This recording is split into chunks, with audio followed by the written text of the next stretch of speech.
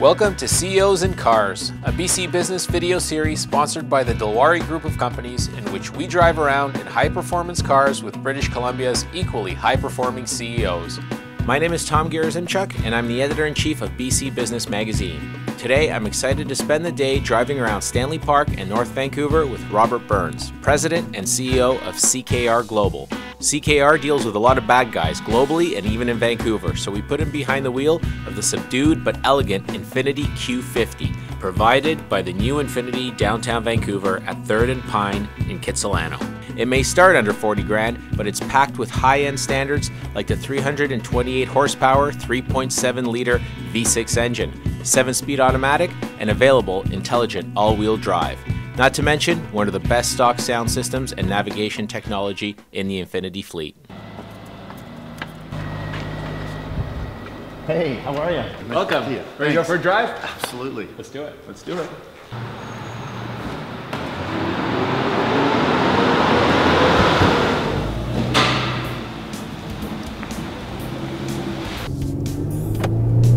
Oh yeah. Oh, that's This will be great.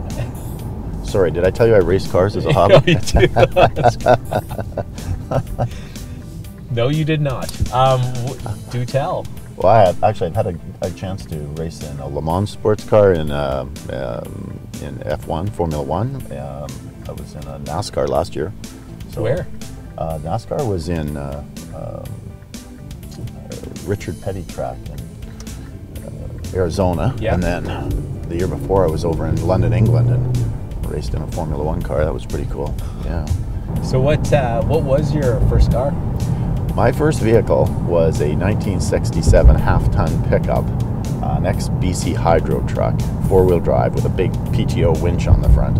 And it actually became a pretty significant part of our family because after I had it and drove it, I bought it in the early 80s and drove it for a little bit. It became a work truck because we built a log house. So I built a log house as a retirement home for my parents, and that little $1,500 truck played a significant role in that.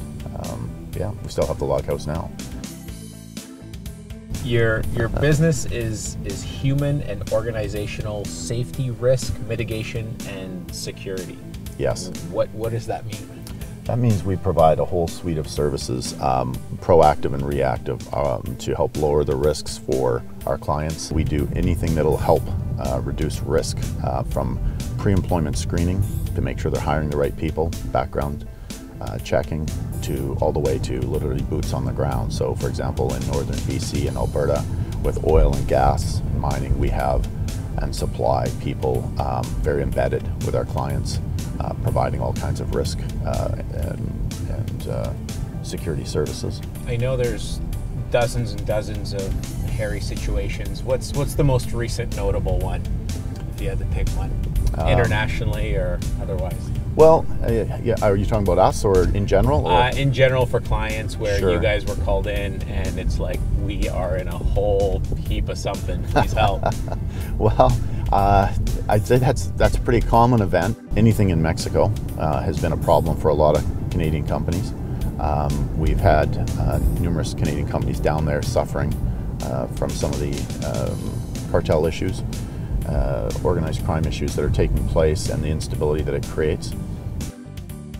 So, I mean, how do you prepare yourself, your clients? Sure.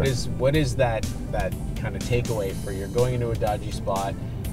Here's the intelligence, and here's some defensive driving maneuvers. I mean, how do you Yeah, prepare? absolutely. We actually put on driver training in foreign land, as well as kidnap and ransom training. Yeah. So to use those as an example, most of the time it is safety, all about safety. And it's really about having really good information about what are you trying to train them to drive to do. How do you prepare just in terms of driving in a zone that you know is potentially hostile? I mean, We've got a truck passing us, get ready to duck. yeah, that's right, there it is.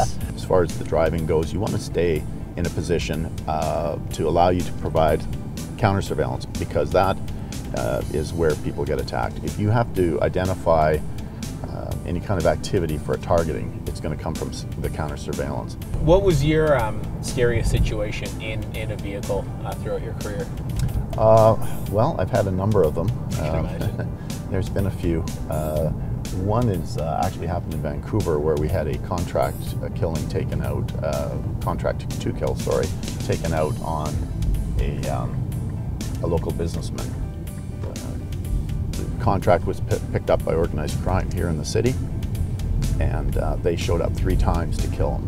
So on one of those occasions, I was alone in a vehicle at his residence when first time they ever showed up. So that was a little hair-raising. I can tell you that at that moment, you have to absolutely be confident that that car will start and run when that moment comes. Oh,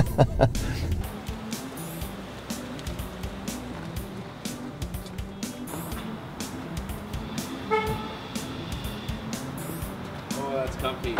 That was fantastic. Yeah. Robert, thank you very much. Well, thank you for arranging it. Pleasure. Thanks very much. I appreciate it.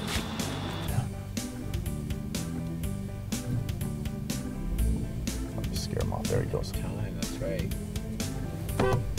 There he goes. Like they haven't heard that before. Yeah, that's right. I guess it beats a roadblock in Mexico.